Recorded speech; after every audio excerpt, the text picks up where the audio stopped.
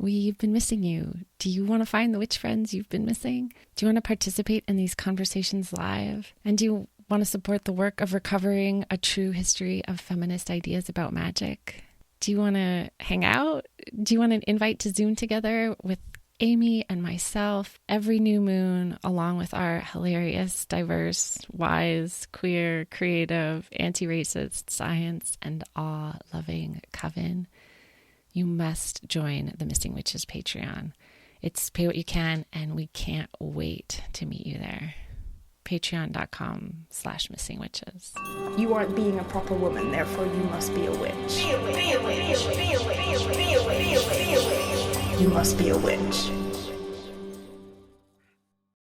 Listeners, witches, practitioners, people, fungi, microbiomes.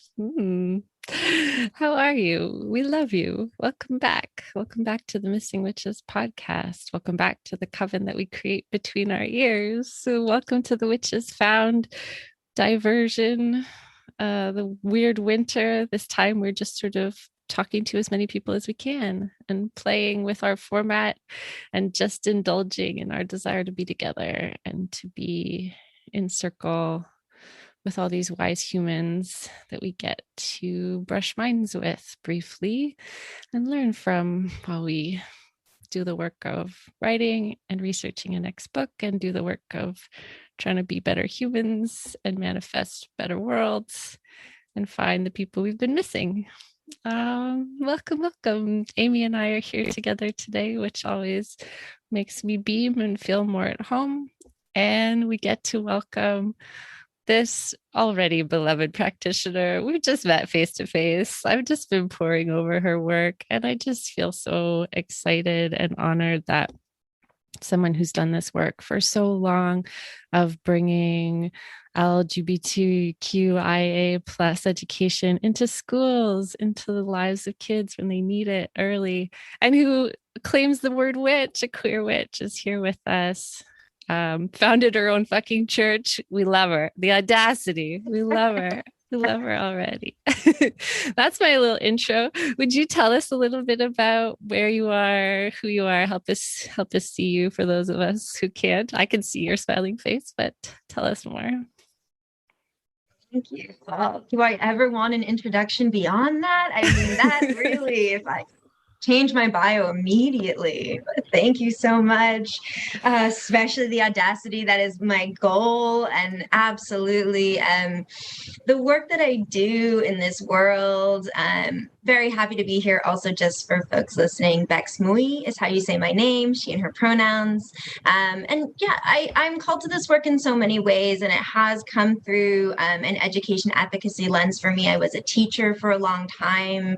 I think all of that work is service work, and as many folks do, as many folks with marginalized identities do, we kind of represent the change we want to see. We end up putting in that extra work to try to make sure that the young people that model our identities have what they need, and that we might have a space in the systems we're a part of. And that really led me to the work that I've been doing, as you mentioned, for a long time now, many years now. And my work, I think of it in two different buckets. So one bucket is advocacy, right? Looking at queer and trans advocacy in many systems, education as one of them, but the ways in which I can kind of hold, I call it like ministry with folks, whether they be admin, teachers, families, individuals who want to make a more queer and trans inclusive space for themselves.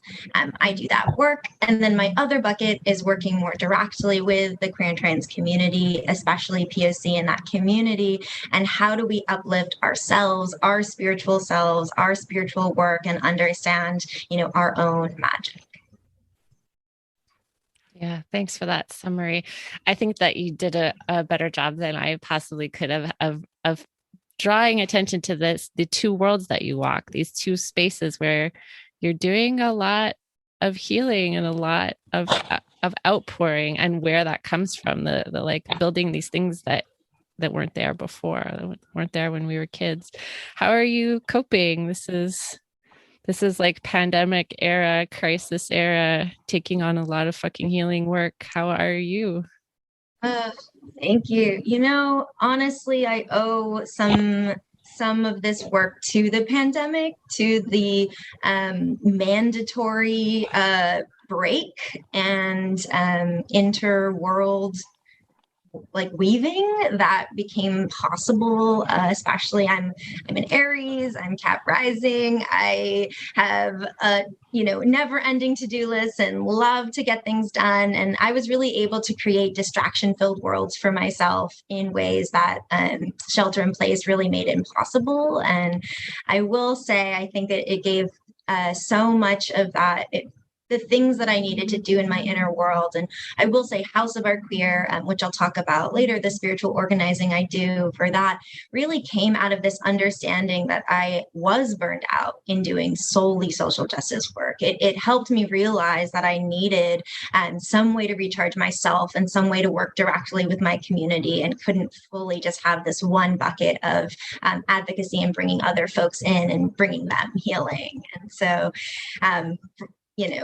all tragedies aside, all challenges aside, all losses aside, I will say that I am doing well now. And I feel like at this point in my life and in the work I'm doing, I maybe for the first time have a better understanding of my inner world and the value. And that's why we use the word spiritual, right? You use the word spiritual. Can you tell us what that means to you, that word spiritual? It seems really nebulous, depending on who you talk to, what that word might mean.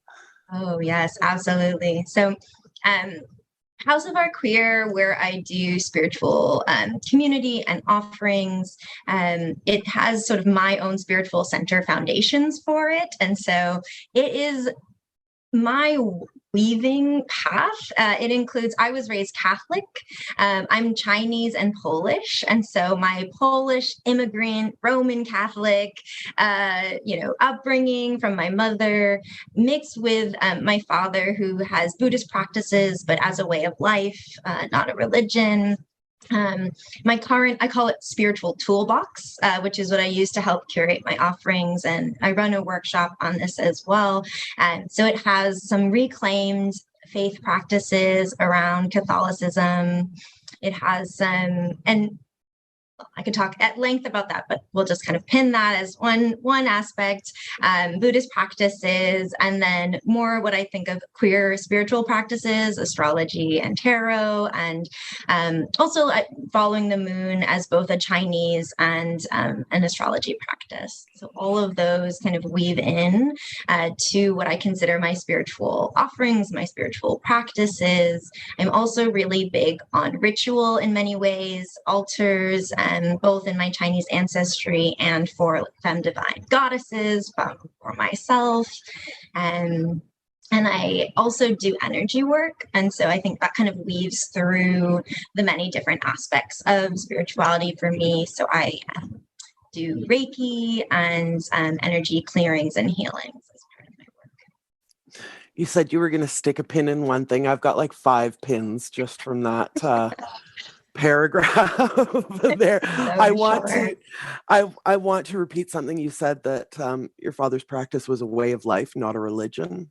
And I think that's so interesting in these sort of polarized religious, dogmatic times, to think of whether you're religious or practicing a way of life. So I just wanted to sort of underscore that. And then you kind of answered my next question, was that you use words like ministry, church. You use the word church. So that's like to use the word church. It's true, even for queer. Yeah. Yeah. So, I mean, what was the decision behind reclaiming that word? Absolutely. The reason is so much of the work that I do in terms of spirituality is shaped by the fact that I was raised Catholic. And the healing that I need to do in order to regain my spiritual side and have access to my spirituality, which for 20 years of my life was filtered through the Catholic Church. I do that because it is I always say you can kind of take the Catholic out of the church, but you can't. It is there. It is present. It is a filtered lens for all of the work that I do. And so I bring that into it, and I don't want folks to be surprised. I don't ever want to hide that like aspect of the offerings that I give, so that if someone, you know, especially from the queer and trans community, were to come to queer church, which I will say, you know, it's an IG live offering that I do from House of Our Queer. It is largely, you know, me talking about social justice issues and sex positive, kink positive offerings, astrology and tarot. And at the same time, for me, that is church. Like church to me is coming together, talking about things, having community. And I wanted to both honor my first churches and in that space and in that idea, reclaim and reframe and kind of fuck with that. And also not to surprise folks that come through when I might say, oh, this is how I'm reimagining Lent this time. And just to hear that as a surprise. I think as both people who also grew up in the church and love some pieces of the ritual and of the anarchist hippie Jesus, and have been damaged by some of the ideas about shame, we're really sort of like enthusiastically full body nodding at this idea of queering church. Can you talk about shame, since I bring it up? I know you talk a lot about the meeting place of mind and body and healing that, and you know, you talk about kinky confessionals as like a space of like sharing desire and body, and I mean, that's quite like scandalous, I guess, for some practices of the church. Yeah, absolutely. I think both scandalous and so deeply connected. I think something that I'm really aware of and not afraid to point out is the connection between the deepness of devotion in many religious practices and also the deepness of desire. And so I think there's a lot more linked there, even though they're posed as opposites. And I think it's really important for us to not hide behind a smog of the idea that these things are incredibly separate.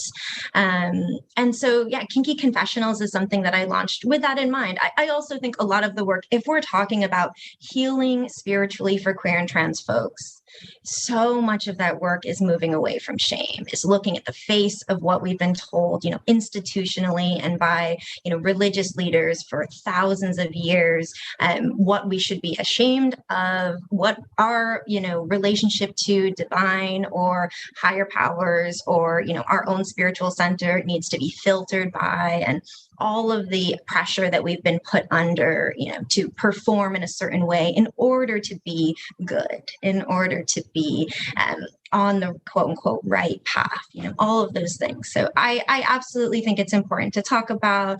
And so Kinky Confessionals is a play on reconciliation in the Catholic Church, where we are, you know, going and confessing our sins to this leader. And I use it as a space. And right now it's just a virtual platform where folks can share, release. You know, I also really love to dig into the roots. I think, yes, we can reject anything, but if we can reclaim it, we can understand that it exists. We can look at it in its space, and we can take the parts of it that work for us. And there's a healing part of that I try to do in a lot of my work. So Kinky Confessionals is kind of looking right in the face of that, and also honoring that there is value in sharing. There is value in having a way to release, in having a community to be a part of, in not holding on things that we feel around our desires, our kink, our sex, our relationships, who we are, how our bodies are, our relationship to ourselves, to our bodies, all of these things, you know, that we're walking around, especially as adults who, let's face it, we're not probably taught anything around sex ed. We're not probably taught around relationships in ways that, you know, were helpful or positive or comprehensive. And so, you know, as much as I do advocacy for the young ones and I want, you know, these systems to meet them where they are, I'm aware that we as adults are still missing so much that we should have been taught, the communities that we can be a part of. And I believe in that magic as part of spiritual healing. Yeah. There's an amazing power in like a radical form of honesty that I think is like very self-healing, but also mutually healing, that vulnerability, you know, when you can express things, and then people who maybe don't have the nerve to express it themselves can see it in you and, relax into that part of themselves. Not feeling alone, right? So much, the history of queer and trans folks, and shame, even just being ourselves, is because we were told like we don't exist in the world, we aren't right in the world, we don't see ourselves in, healthy and thriving relationships, in powerful spiritual leadership, all as a part of spiritual communities or religious communities.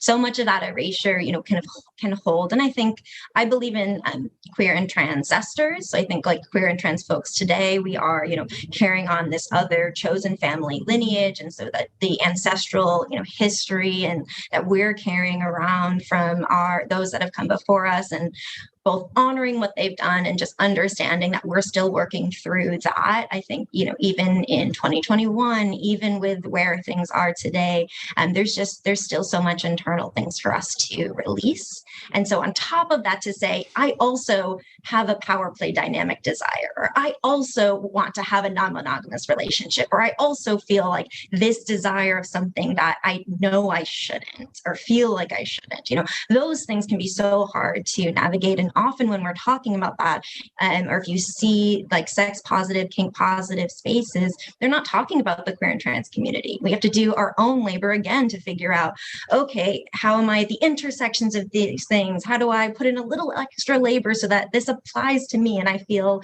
okay and a little less alone? And so I just want to be able to have a space where I can both understand what's coming up for folks, so that as I'm sharing in queer church and I'm providing resources and I do kinky affirmations based on things that have been submitted into the kinky confessionals.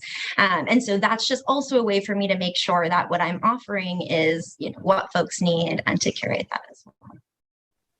You said earlier, and I've heard this in a couple different ways from a few different people, but I'm really interested in your perspective on this, that astrology and tarot are queer. Can you defend that thesis for us for a minute?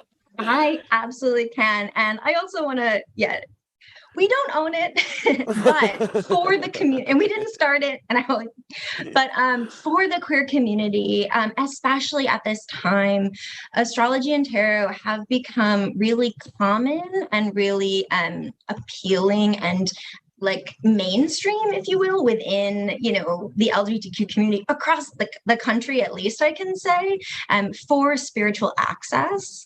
And it is a common language that you can use in order to talk about spirituality, which is something that our community hasn't really had before. And I think one of the reasons it's so popular is because, it is this way, because queer and trans folks, like everybody else, want to have some spiritual answers and some spiritual centers. And we want everybody else to just know that we're doing this life thing right. We want that connection, we want that community, and that type of guidance. And astrology and tarot are some of the only practices that haven't been institutionalized in this country in a way that has forcefully disconnected us or told us we're not a part of it, or that many of us in the community are holding pain and rejection and shame around. And so I think that's why it's particularly popular for us.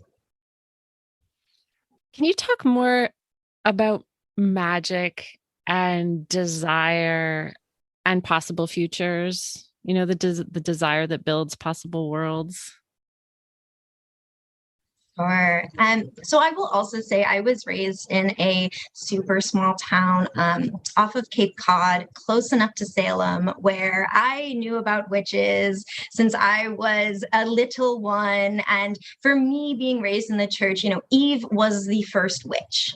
There was never a line for me in learning about women in the church and witches and femme magic, femme power, the understanding of how powerful and also how dangerous, as I was taught, quote unquote, the magic of particularly women and folks with access to femme was. It's something that has always been a part of my practice. And so even in my weaving path, that's part of why so much of the work that I do consider magic, and the offerings that I consider, and through energy work and the variety of things I can pick from my toolbox, like I consider all of that as much magic making as I consider administering.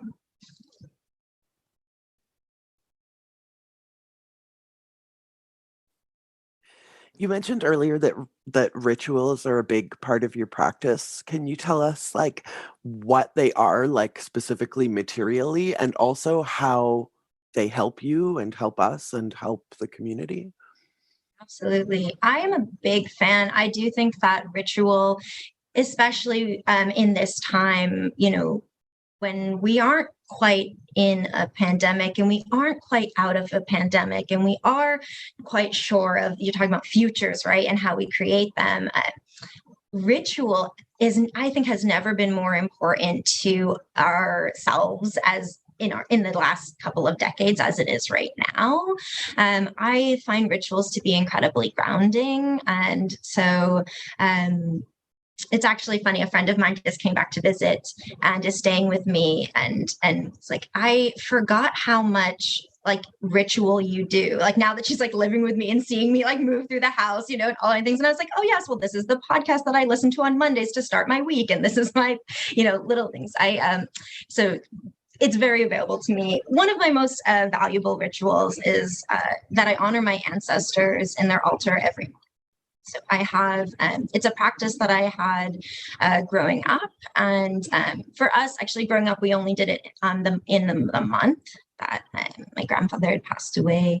But for me, I have all of my ancestors. I have two Polish, my babci and my jaju, and then my two Chinese grandparents. And I have little pictures for all of them. And then I switch out their altars depending on different times and bring them sweets and bring them tea and just thank them every morning. I just start my day lighting incense for them and thanking them for their guidance. And I will like bring that incense around my room and say good morning to my plants and good morning to my precious fish beings who I love so much. And we'll kind of create this space to start my day. I'm really big on the energy of our space, especially I work from home. And so clearing the energy and starting the day fresh and starting the day with anything other than clamoring to my computer and opening a bunch of emails. That's a ritual that's really changed my life and my day and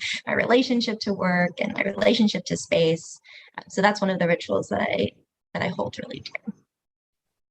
Can you talk about rituals or, I don't know, books, ideas, practices for connecting with this queer ancestor heritage? We interviewed someone recently, and I've been rereading our interview because it was so impactful for me. And she talked about the moment she chose to grow out her beard after like 15 years of fighting and having so much shame in her body and her experience. And that when she chose to do that, it was like exhausting and a long process, but she felt around her an uprising, a surge. I can't remember her term, but I could see it when she said it, of queer ancestors with her. And I was so moved by that. And I think there's probably a lot of ways of reaching into that chosen family ancestry. And I wondered if you had thoughts about how to do that. Yeah, absolutely. One of the things I think that can be really valuable when you're starting to look for your own chosen ancestors is to do your own digging and research into queer and trans history that models your other identities and your other culture. So much of what we know about LGBTQ history is really white-centered and cis-centered. And so folks like me, might think that we aren't a part of this story or that we aren't sure what the ancestors for us actually are. And so I think it's really important just to know that, that is not true, that we exist in all cultures and all places in the world and with all faith backgrounds. And so begin as an inquisition and a journey. I invite folks onto that. to dig into that history to kind of find that. And then also just to hold on, the most firm belief I have around ancestry, and the reason I believe in chosen and bio, is that I believe that our true ancestors delight in us when we are living closest to our authentic truths. We have societies that have been structured for all of time trying to tell people how to be and who to be and who's valuable and who's not valuable, and how we can stuff ourselves into the spaces that make us quote unquote more valuable because we're closer to these types of privileges, and that brings us away from ourselves. And so if we are digging into our bodies, our gender, our magic, our relationships as they're fitting for us, and then the folks that we're looking for will find us in that journey. I had to stop and write that down. That's so powerful. Thank you so much, Bex. Our true ancestors delight in us when we are living closest to our truest selves. I think that is so true. What about I'm torn sometimes with this idea, I think, for people who have identified as straight most of their lives, but feel finally like a homecoming in queer theory, where they're like, oh, fuck, what a relief. Like, this is the opening that I've needed. This helps me understand the world. It might not change how I have sex for the next 10 years, but it might eventually, but it might just be changing my whole idea about what is possible in the world. And sometimes that can feel like a lot of pressure to put on queer and trans people, like, now lead us after centuries of abuse. Now, please tell us how we're all not fucked. I don't really have a question to end that with, but how do you, you're nodding. So I feel like you don't think I'm crazy.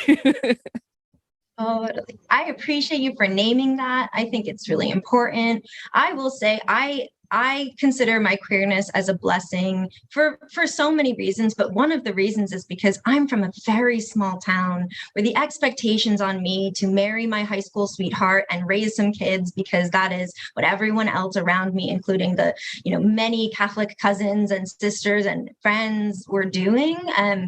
That was a really high, very expected path for my life. And queerness was my excuse. It was my way to, my first permission to lead a life that wasn't that. And even if I was, attracted to men, that isn't the life that was right for me. And that isn't the path I would have wanted to have. And sometimes folks don't have a little thing inside of them telling them from a young age that the things that are expected of them aren't quite right for them.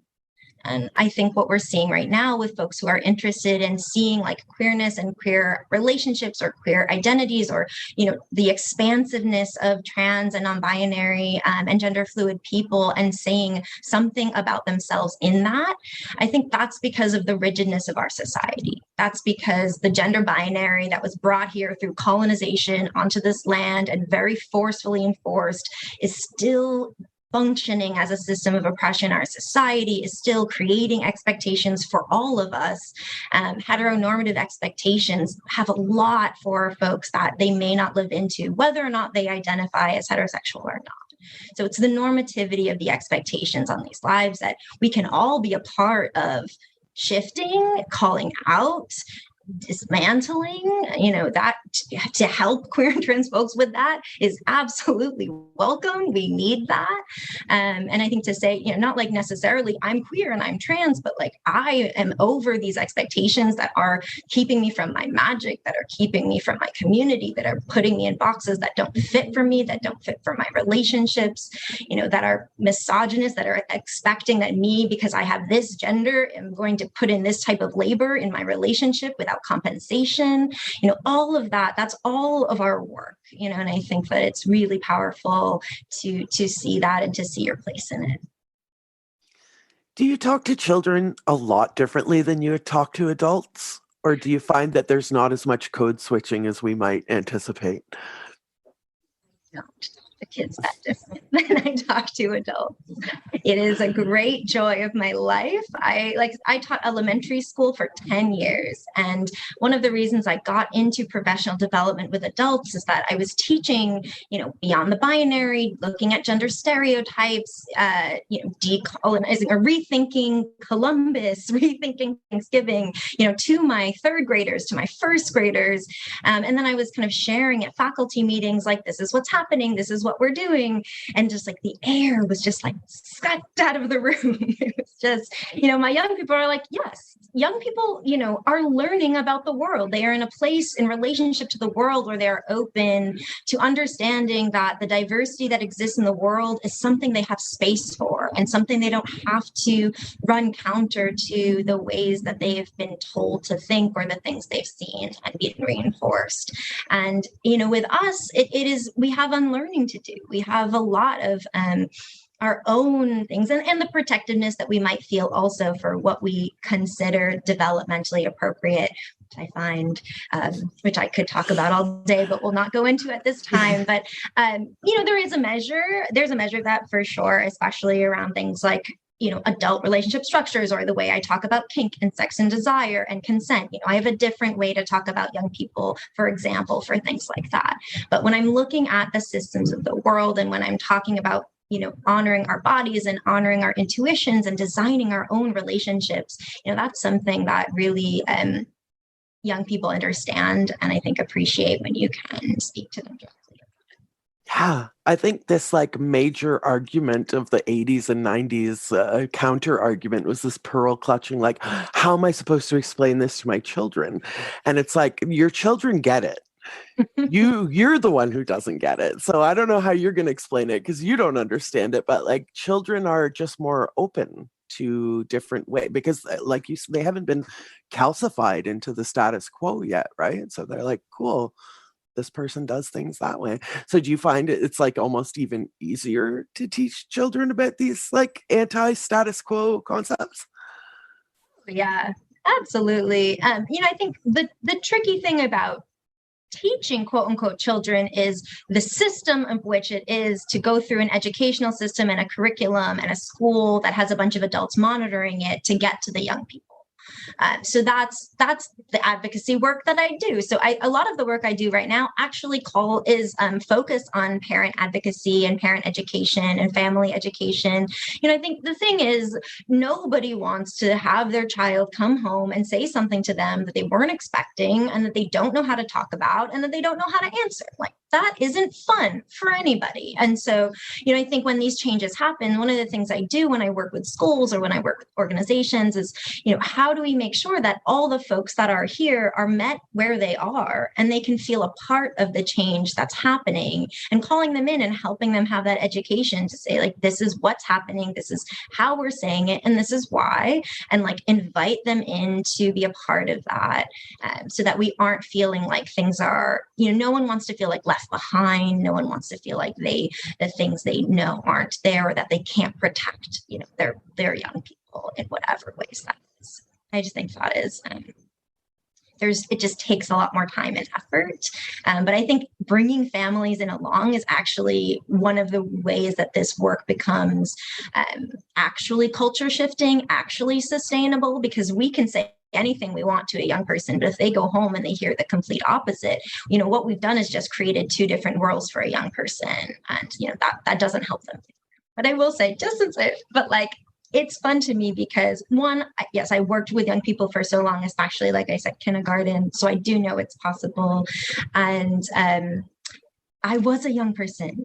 I was a kindergartner who was crushing on my girlfriends. And so when people are they don't know, they can't know, they are too young to hear this. I know that's not true. I know I love to imagine what my world would be like, if I was in kindergarten being me and knowing that, biracial, queer, lesbians exist and can have jobs and can make magic and can be people in the world like that. I don't even know what that might have done for me. And so I do like to think that as well. had a dear friend come over yesterday for dinner, who I hadn't seen in like about a decade, and he brought his 5-year-old, and his 5-year-old and my 3-year-old had like dinner party conversation that consisted of the 5-year-old being like, girls can marry girls, you know. I was like, yeah, totally they can. She's like, but they can't marry paper. It's like, no, not right as far as I know, you know.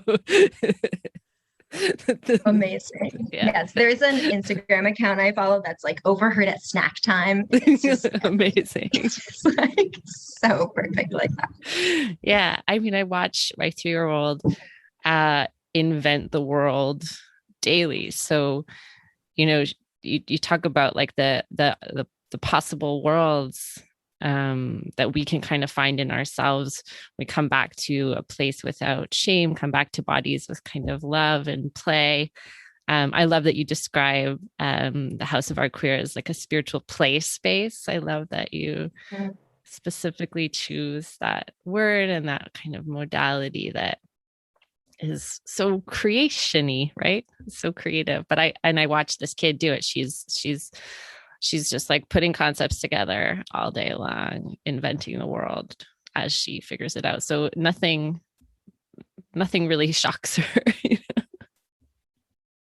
I absolutely relate to that 5-year-old when it comes to House of Art Queer and the imagining of a queer spiritual play space and, you know, faith space and organization that, you know, focuses on queer and trans folks, especially POC, you know, queer and trans folks and community. I think I'm doing what I can draw from, and I'm, you know, doing what I can in partnership, but there is an infinite amount of places that this could go. I feel really excited about that. That is why I call it a play space. I am inviting folks into like the learning that I'm doing and the sharing that I'm at as I'm going. There's just been so much space between LGBTQ folks and my community and religion and spirituality and faith and my community. And so the idea of getting to bridge them together is so powerful to me. And also, yeah, I think it still has so many unknowns and so much like space for where it can go. Flor, since you're here, did you want to ask any questions? You don't have to, I can edit it out, but I wanted to invite you to if you wanted. No, I don't have any questions.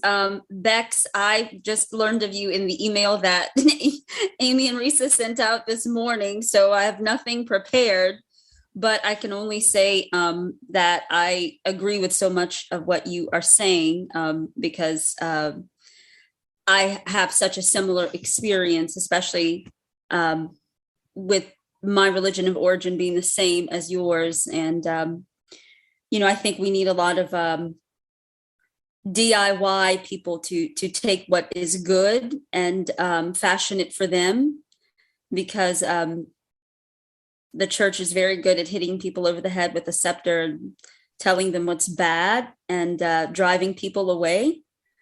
And so I think that what you're doing is very needed. Yeah, so I'm just excited to learn. So I don't have any questions to formulate yet, but I'm happy to be here. And so thank you. Thanks for being here and thanks for contributing that. Yeah. And that does make me think so much, because they asked me kind of earlier, you know, why church, like why bring church into it? And then also like, what does spirituality mean? And I think that's one of the reasons I have been through such a journey with my Catholic background. It really, the church was the place where I learned social justice activism, where I learned like standing up community at ritual, you know, standing up for, you know, marginalized folks and the ways that they deemed who was marginalized. But those things, there's just so much I learned from the church. And I call the pain place is what I call when I came out and when I left the church and when I felt the rejection. And it is a really intense place, especially if like you have, the church starts so young, especially with like Catholicism. So leaving the church wasn't like stopping going to church on Sundays. Like for me, leaving the church was reimagining myself in the world, reimagining where to go in dark times, what I did before meals, before bed, on holidays. And because the United States is so Christian focused, so many of our holidays and religions, so many of our holidays are focused on Christian rooted religions. And so even if you're like, okay, I'm going to move away from here, there's just multiple times a year to remember that you're not a part of something that other people are a part of, that you're no longer welcome in something that you are. It's like the ex you like can't get away from. You're like, I thought we were moving. Like, can we, like, there's no place in the city I can go. So I'm not seeing, your holiday and your space and your rituals. And, I call that the pain place. For me, that lasted 5 years. That was 5 years of digging into queer, pretty much only community and social justice activism, and saying like, here I am and my spirituality is over there and I'm never going to need that again. And I, fuck you. And like, I've never liked you anyway. And everyone who liked you, and all of the things, you do when you're like going through a bad breakup and you're like, life is like just upturned and you don't want to be a part of it. And I had that and I needed that. And I took my time, and I encourage folks to take your time, and then kind of dug myself back and realized after a while, and what I call like the reclaiming, rephrasing, renaming stage, I was like, I will never pray. And then like before bed, I'd be like, thank you, universe, for looking over me and making sure I'm fine. And just all of these ways, I became the biggest like commercial Christmas person. I was like, this isn't about Jesus. I just love cheer, and this just like these ways, these many, many, many ways that I eventually was able to realize both that what I was doing was rooted in some of the things I had learned and been raised in, and also that I wasn't sorry about it. That actually what I realized, particularly when I moved out to the West Coast, and I live in Oakland now, and there is a difference in religion and spirituality out here than in the, I was from Massachusetts, I was living in New York, the anti-religious folks are in relationship to religion. It's so rooted there that it's like, I either am or I'm not, but I'm not because of it. And, the West Coast, from the folks that I met, was just kind of like, yeah, me and everyone I know and all the white queers in Oregon and the West Coast have only ever needed hugging trees for generations. And I don't know what you're talking. And it just, and no shame on that, but like, I really felt, I really realized I had a mirror to my face when I moved out here to see that actually for me, and I think for a lot of POC in the queer and trans community, and for a lot of folks that, immigrant family, there are just so many other folks in this larger idea of what we call LGBTQ and who we call the, queer and trans community, that we actually either were secretly already a part of religions or having spiritual and religious practices and not bringing it into these communities and parts and friendships and relationships and parts of our lives, or we were cutting ourselves off from supports that actually we needed and we could use to help our mental health and to help our ritual and to help our sense of community. And that we were sometimes using, I think, when we talk about queer religions like astrology and tarot, if they're not being done by folks that have an understanding of religion, that have an understanding of ritual, that have an understanding for the depth and beauty of higher powers and being a part of something that's bigger than yourself, I think that's why we're seeing so much sun sign stereotyping and using these tools that are incredibly expansive to put ourselves in boxes or to create fear for ourselves. And I really, wanted to use the work that I do and the offerings that I have to try to like meld all these things and also help us to really be thoughtful about how we engage in these practices. Can I respond to that? I know you guys are going to edit this, but I just wanted to say, I was really touched when you said that you learned from the church about social justice issues, because I feel like, at least from my experience, which in some ways I feel like is very similar, but in this instance, it was, I'm going to say the opposite in one sense, because I went to Catholic schools for most of my formative life, and my family is Catholic, and so there were things that I was learning about the theology that I absolutely loved, but I was in a very, very, very ad infinitum, very racist environment, and as an African American, it wasn't that I was turned off by the religion; it was that I was turned off by everything that the people around me were saying and doing who allegedly practiced that religion, which was in opposite. So it was more that I was rejecting the people, and I refused to go to church for years and years and years and years and years as well. But it was not really so much a rejection of the religion. And one day I just sort of like wandered back into a church. So for me, there was always this very hard dichotomy of that. I mean, I'm from the South. Amy and Risa know where I live. I live in the South, which I don't know about other places, but here, Catholic schools or parochial schools become like the default mechanism of segregation. So if you're a Black person in that, you're violating de facto segregation. And so, it's just, so for me, it's like, yeah, I did learn all of the good things about religion. I liked the religion, but it was the people that forced me out. And going back, which I've done, even though I'm in this space as well, is like, how can I put it? I just decided I'm not going to let other people take away something from me that I liked. So, but anyway, I just wanted to share that. No, thank you so much for sharing. And I will say, I went to a public school. So the church for me was just my like Sunday community center. And I've heard from folks that went to Catholic schools, there's so much more teaching and so much more to unlearn. And, depending on the communities. So I won't dig now into the racial identities around the Catholic Church and the many things in which I would like to talk to you about that. Perhaps we can connect on another time. But what I want to, just highlight from that is I absolutely understand like the difference between the teachings around the church and then the communities in the church. And that's absolutely like part of what I want to do is create spiritual community again. And we don't have to believe the same things or have the same. I think it's actually better if we believe different things, have different practices, have different rituals. But I do miss that idea of, coming together and saying like, I want to wrestle with this. I want to think about this.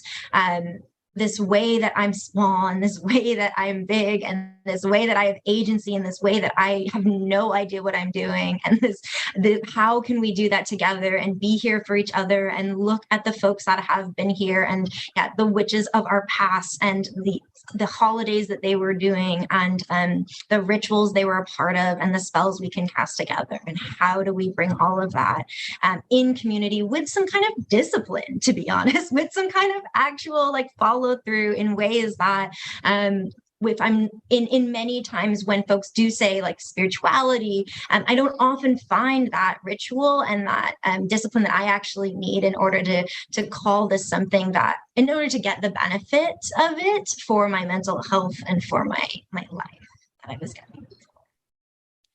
Yeah, Fleur, I love that you said you have gone back to being a part of that community because you won't let it be taken from you. I think that's incredibly like thrilling and powerful. I interviewed someone this week. She's not a doctor yet, but she will be a doctor soon. She's writing her PhD dissertation on Black witch identities and hoodoo and conjure. And she's like a second generation witch. And she said, she's realizing that she thinks the witch is the identity and the religions are the toolkit. So hoodoo and Ifa and and Christianity, like these are toolkits that we can have because they can't take them from us and we can still be witches if we fucking want to. How do you feel about the term witch, Bex? You use it. What does it mean for you? Yeah, absolutely. That resonates really strongly with me around it being an identity. I actually have a workshop called My Spiritual Toolbox, and I go through these different aspects, and I do think of them as tools, just ways to interact. And like I said, have that balance between manifesting and directing our lives, and asking for support and feeling small when we need to. And so all of the tools that I have, I try to blend with that. And for me, being a witch is being really in tune with that, is using energy work and my understanding and my continually honing ability to tap into the moon, to tap into the stars, to tap into my ancestors and my spirit guides and the gods and goddesses that I'm curating, and saints that I curate, practices with and relationships with. And so that when I create offerings and I write spell prayers for the new moons and their release, my ability to do that, I consider that witchly, because I put in the work and that practice to have the things that I'm doing hopefully be coming from something that's not just me. That's a perfect moment, I think, to invite you to pull a card for us, if you will. I know that's part of your practice. And I am selfishly, really excited about it. Not selfishly, but I love the idea that you will pull a card for our community, and we will get to hear a little bit of your ministry here. Thank you so much. I'm very excited. So this is how I end queer church every week. Interesting to see, because I have it just after this, what comes up. And I have a variety of decks, but I think for today, Modern Witch Tarot is the one for us. So this is a tarot deck by Lisa Sturl, and it takes the Smith-Waite deck, the more kind of traditionally known tarot deck, but puts women and a lot of POC women and femme figures, actually, and women and mass figures too, into these cards. So while you shuffle, I just want to know why is this your dismount? Shall we say? Why the card pull? So the card pull is the function of Queer Church is a way for me to give a curated offering and for folks to join. And the idea is, let's come together. Let's talk about some of the things that are coming up, maybe in the world or maybe because of the moon, but look together to mark time passing. So every week I'll say it's November, the third week of November, let's say. And so because of that container, I pull a card at the end to guide us into the week ahead. So it's calling in, it's having a moment to breathe together, and then it's inviting in guidance for whatever they'd like to let us know to look together for the week. So for today, we'll kind of pull and see just in this container of a space that we've created together. And in this conversation, I always think, the cards are like our phone that's listening in when we are talking about, new Blu-ray glasses or whatever have it. So the cards, they hear our conversations, they are part of it, of us. And if you will just, since we're here together, put your attention here and your energy and your focus towards this deck, and take a deep breath. Breathe out your energy towards this deck, and we'll just shuffle and we'll just invite in any of our ancestors and spirit guides, any gods and goddesses that want to be here to give us a message for us as we appreciate this conversation and return to our lives.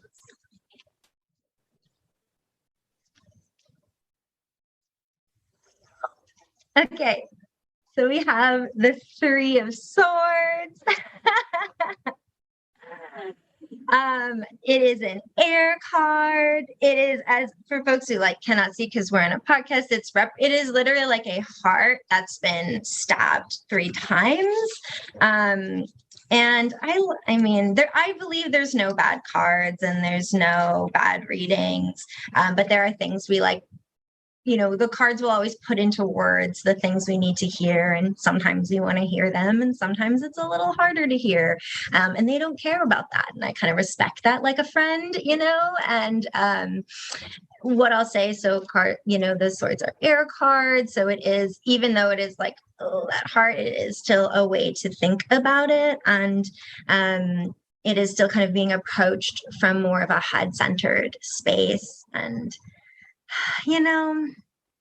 it's about heartbreak. And I think that given our conversation, it's kind of looking at, to me, I would interpret this as like, we've been here, sharing and talking about like the struggle is real, finding connection, finding spiritual community, putting your faith into institutions, into communities, and not feeling and being rejected or being told you're wrong or being told you have something to be ashamed of, and being at this point in our lives and still wondering, still looking for the community that we want, still having to build that.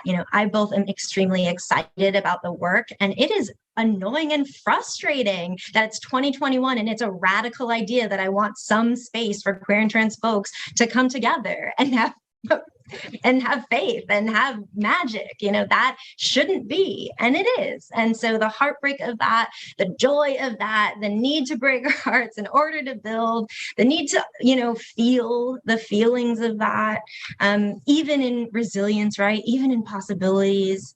That's what I see in this. Oh, Bex. Oh, listeners, witches. I know that you have felt that heartbreak. I just know you have. I know we all have. So I felt emotional listening to Bex describe it. If you could have seen our screens, there was a wave of it hitting us and us all nodding and knowing that that's what that card was about. So I know that you felt that too. But I hope you also feel the wave of us nodding and being with you, doing the work to reach out for each other, to support each other in picking up the toolkits and being brave in our identities. You can find and follow Bex's work on Instagram at House of Our Queer. Do you want to share a couple of your other websites and best ways for people to find and connect from you in all the different ways that you are making your incredible work available to people? Thank you so much. And thank you so much for creating this space and for inviting me onto it. And I'm so grateful for this conversation and for the work that you're doing. And yeah, I would love anyone who is interested, if something I said is resonating or you'd like to be a part of what's being built. houseofourqueer.com is also the website where you can see House of Our Queer's work, and bexmui.com is my website for more of my organizing and advocacy and institutions.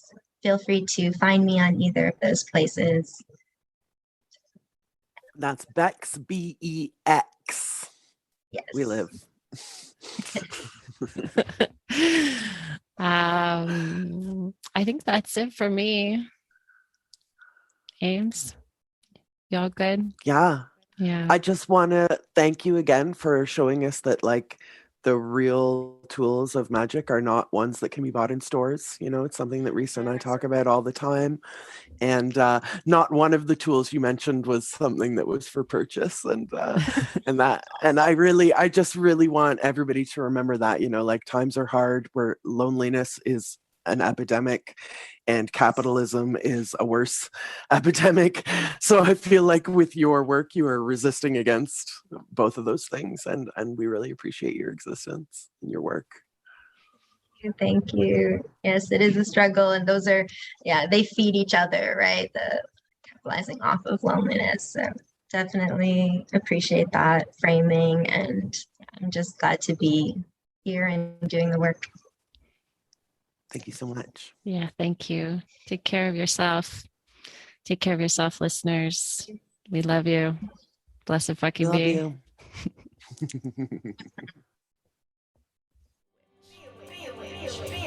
you. You must be a witch.